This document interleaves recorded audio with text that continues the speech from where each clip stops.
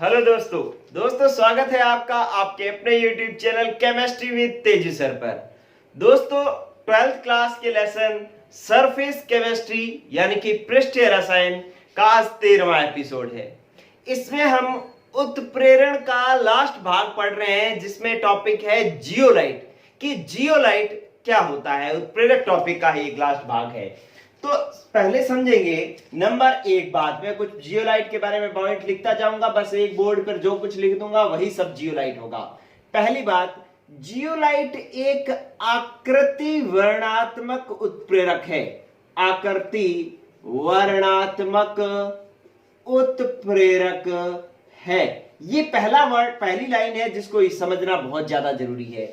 आकृति वर्णात्मक उत्प्रेरक का मतलब तो आप समझते हो कि जो अभिक्रिया को उत्प्रेरित करे, मतलब क्रिया कारकों को उत्पाद में बदले। कि मेरे पास एक अभिक्रिया है जिसमें इस प्रकार के क्रिया कारक पड़े हैं, इस प्रकार के क्रिया कारक पड़े हैं, ठीक है। और कुछ क्रिया कारक ऐसे भी पड़े हैं जो इस तरीके से है, कोई राउंड भी है, कोई इस तरीके से बड़े भी हैं, ठीक है, और कुछ इस तरीके से ऐसे भी पड़े हैं। तो इस तरीके से बहुत सारे क्रिया कारक पड़े हैं। ये मेरे पास पड़े हैं क्रिया कारक, और इनको किस में बदलना है? उत्पाद में बदलना है, उत्पाद में बदलना है। और उत्पाद में बदलने के लिए इन क्रिया कारकों को उत्प्रेरक पर अधिशोषित होना पड़ेगा, उत्प्रेरक पर जमा होना पड़ेगा। तो हमारे पास इसका जो उत्प्रेरक है प्लस ये जिस उत्प्रेरक के साथ जुड़ रहे हैं वो उत्प्रेरक इस तरीके से है हमारे पास। ये मान लो ये है उत्प्रेरक। इस उत्प्रेरक पर जो सक्रिय केंद्र होते हैं, सक्रिय सतह होती है, उनकी एक निश्चित आकृति होती है, निश्चित आकृति और निश्चित आकार होता है। जैसे इस तरीके से निश्चित आकृति होती है, इस तरीके से बहुत सारी इस तरीके की आकृति होंगी इस तरीके से, ठीक है। तो अब इन सक्रिय सतहों पर ही या इन सक्रिय केंद्रों पर ही ये क्या कर सकता है? अभिकारकों को अपने ऊपर जोड़ सकता है, ठीक है। तो ये है इसकी सक्रिय सतह, ये है सक्रिय सतह जिसकी एक निश्चित आकृति और आकार है, निश्चित आकृति व आकार है, ठीक है। अब क्या करेगा कि ये जो उत्प्रेरक है, ये मैंने किसको क्या बनाया है? ये मैंने बनाया है उत्प्रेरक। ये उत्प्रेरक के ऊपर सक्रिय सतह है। अब क्या होगा कि जब इतने सारे क्रिया कारक है, इनमें से ये उत्प्रेरक अपने ऊपर किसको जमा करेगा? जिन क्रिया कारकों की आकृति इसके सक्रिय केंद्रों की आकृति के समान होगी। अब इनमें से कौन उत्पाद में बदल सकता है? देखें भाई कि ये तो स्क्वायर है, ये चौरस है, ये त्रिभुज है, ये नहीं बदलेगा। ये गोल है, ये भी नहीं बदलेगा। इसका मतलब ये भी उत्पाद में नहीं जाएगा, ये भी नहीं जाएगा, मतलब ये उत्प्रेरक इनको नहीं ले जाएगा, ठीक है। इसको भी उत्प्रेरक नहीं ले जाएगा, इसको भी उत्प्रेरक नहीं ले जाएगा। और ये त्रिभुजाकार है लेकिन इसका आकार इससे बड़ा है, तो इसको भी ये नहीं ले जाएगा क्योंकि ये इस पर अधिशोषित नहीं हो सकता। तो उत्पाद में कौन बदल सकता है? सिर्फ ये और ये, जिनकी आकृति और आकार, जिन क्रिया कारकों की आकृति और आकार उत्प्रेरक के सक्रिय सतह की आकृति और आकार के समान होगी, उसी को ही ये उत्पाद में बदलेगा। यही जो है वो उत्पाद में बदलेंगे और बाकी ये सब उत्पाद में नहीं बदलेंगे। इसका मतलब इस उत्प्रेरक ने आकृति का वर्ण को इंग्लिश में कहते हैं सिलेक्शन। क्या कहते हैं? सिलेक्शन। तो इसका मतलब है इस उत्प्रेरक ने अपने सक्रिय सतहों की आकृति व आकार के आधार पर क्रिया कारकों का चयन किया है, कि सिलेक्शन किया है कि इन्हीं को ही मैं उत्पाद में बदलूंगा, बाकियों को नहीं बदलूंगा। इसी को हम कहते हैं आकृति वर्णात्मक उत्प्रेरक। और जियोलाइट जो होते हैं वो आकृति वर्णात्मक उत्प्रेरक होते हैं। ये जो मैंने बनाया वो क्या बनाया है? जियोलाइट बनाया है, ठीक है। अब इसमें कुछ बातें समझने की हैं कि ये जो सक्रिय स्तरों की जो ये छिद्र बने हैं, ये छिद्र होते हैं छोटे छोटे कोट, उसको कहते हैं कोटरे से होते हैं, ठीक है। आपको मैं यहां पर लिख देता हूं कि इसकी जो आकृति होती है ना, मतलब ये जो जियोलाइट जो होता है वो मधुमक्खी के छत्ते के समान होता है, मधुमक्खी के छत्ते के समान होता है। इसके आकृति जो है मधुमक्खी के छत्ते के समान होती है। और मधुमक्खी का छत्ता जो है, अगर मैं इस तरीके से बनाऊं कि ये मेरे पास मधुमक्खी का छत्ता है यूं, ठीक है, तो इसके ऊपर जो छोटे छोटे छिद्र बने होंगे, तो वही जो है उनका एक निश्चित आकार होता है, उसी आकार के आधार पर ही वो क्रिया कारकों को उत्पाद में बदलता है। इन छिद्रों, ये जो कोटरे बने होते हैं, इनको कोटरे कहते हैं या छिद्र कहते हैं, ठीक है। ये जो छिद्र हैं, इन छिद्रों का आकार 260 से 740 पिकोमीटर आकृति के होते हैं। इससे बड़े या इससे छोटे आकृति के ये छिद्र नहीं होते, मतलब इस आकृति के क्रिया कारकों को ही उत्पाद में बदल पाते हैं। और एक लाइन और बता देता हूं कि ये जो है वो जियोलाइट जो है वो एल्यूमिनियम सिलिकेट के बने होते हैं, एल्यूमिनो सिलिकेट के बने होते हैं, एल्यूमिनो सिलिकेट के। क्या मतलब है कि वैसे तो सिलिकेट होता है कि Si फिर O फिर Si के बने होते हैं, लेकिन कुछ जगह से सिलिकॉन को हटा करके वहां पे एल्यूमिनियम आ जाता है, तो इसको हम कहते हैं एल्यूमिनो सिलिकेट। तो इसका मतलब ये किससे बने होते हैं? एल्यूमिनो सिलिकेट के बने होते हैं। ये लो मैं यहां पर लिख देता हूं, ये किसके बने हुए हैं? एल्यूमिनो सिलिकेट के। इस तरीके से ये एल्यूमिनो सिलिकेट के बने होते हैं जियोलाइट जो है। फिर इनका संरचना सूत्र क्या होता है, इधर देखें, इनका सूत्र कैसे लिखा जाता है। ये बड़ी इंटरेस्टिंग बात है, क्योंकि बच्चों को ये बातें तो समझ में आ जाती है, लेकिन ये इसका सूत्र कैसे लिखा जाता है ये नहीं समझ में आता। तो इसका सूत्र इस तरीके से लिखा जाता है दोस्तों, देखो मैंने लिखा m, ठीक है, फिर x बटा में n, पैरों में लिखना है इसके, x बटा में n, फिर बड़ा ब्रैकेट, फिर लिखना है AlO2 और ब्रैकेट बंद, और यहां पर लगाना है x, और फिर लगाना है हमारे पास आएगा SiO2 और पैरों में लगाना है y, ब्रैकेट बंद, और फिर Z और H2O। ये हमारे पास जियोलाइट का सूत्र इस तरीके से लिखा जाता है। अब इसके अंदर M जो है, M हमारे पास क्या है? M है धातु आयन है। क्या है? धातु आयन, जो कि क्या हो सकता है? यहां पर M की जगह Na+ भी हो सकता है, K+ भी हो सकता है, Ca+2 भी हो सकता है, और Mg+2 भी हो सकता है M की जगह, ठीक है। X क्या है?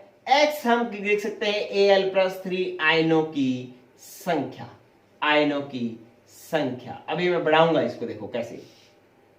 फिर आपके पास N जो है वो धातु आयन का आवेश, धातु आयन पर आवेश, ये जो है अपने पास है N।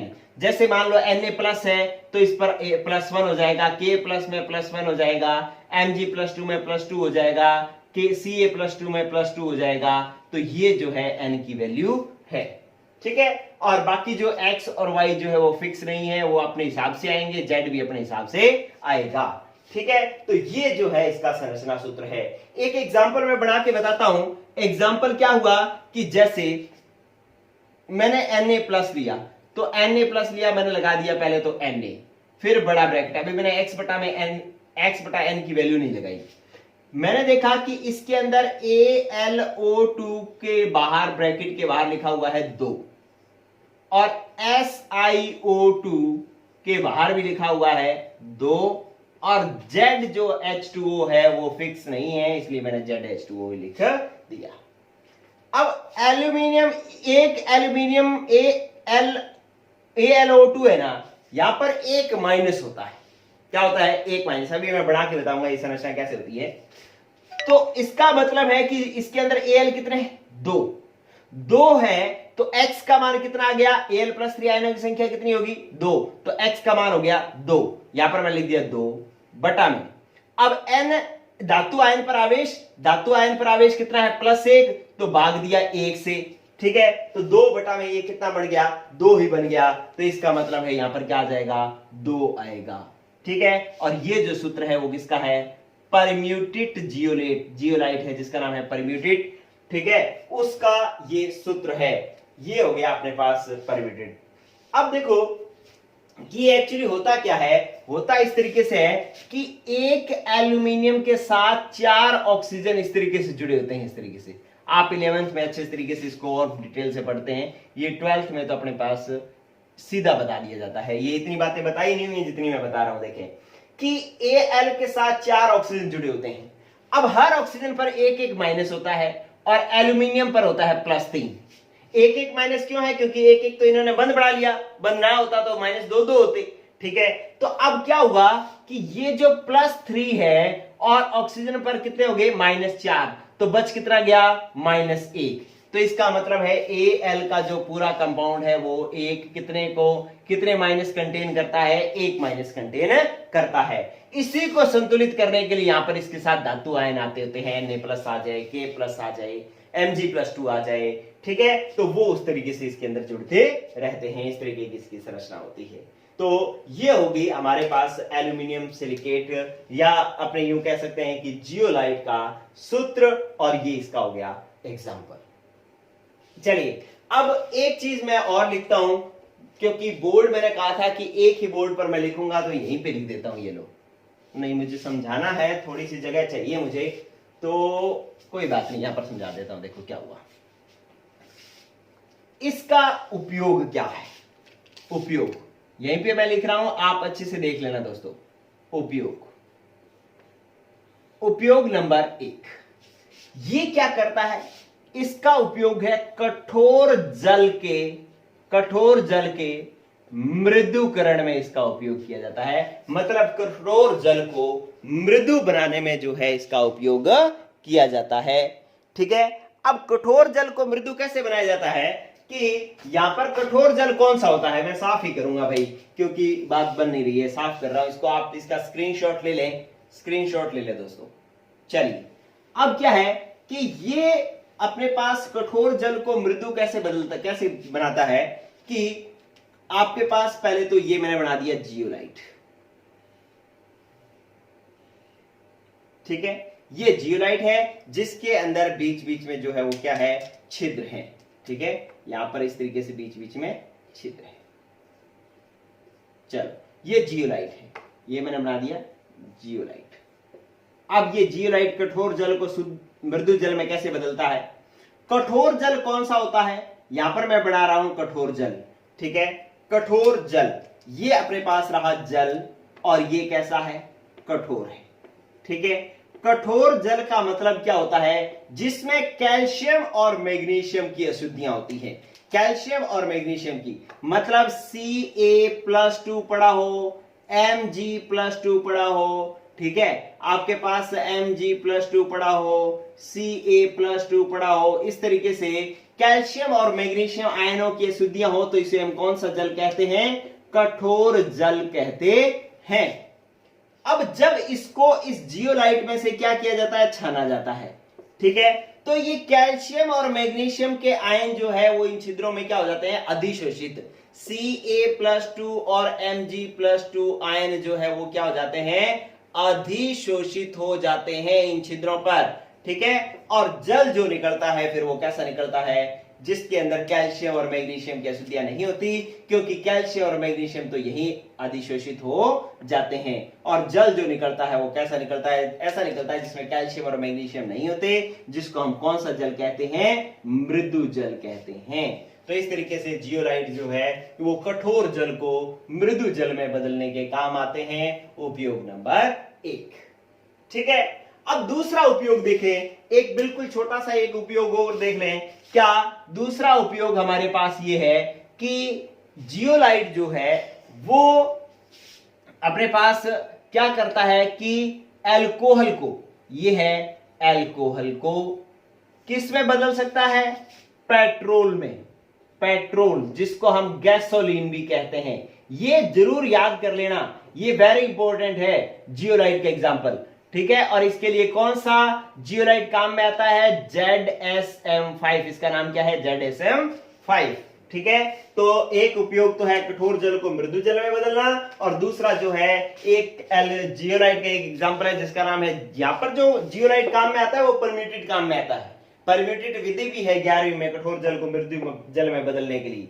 ठीक है, तो ये तो जियोलाइट ये वाला काम में आता है, और यहां पर अल्कोहल को पेट्रोल में बदलने के लिए कौन सा जियोलाइट काम में आता है? ZSM5।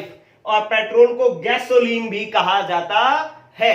ठीक है दोस्तों, तो ये हुआ जियोलाइट आपका कंप्लीट, और पृष्ठीय रसायन लेसन का उत्प्रेरण भाग भी हो गया कंप्लीट, जिसमें उत्प्रेरक और एंजाइम हमने पढ़ ली। अब नेक्स्ट पार्ट में हम पढ़ेंगे कोलाइड। कोलाइड जो है एक नया भाग है इसी लेसन का, जिसके अंदर अब कोलाइड पूरा चलेगा और कोलाइड के बाद लेसन हो जाएगा खत्म। ओके दोस्तों, गुड बाय।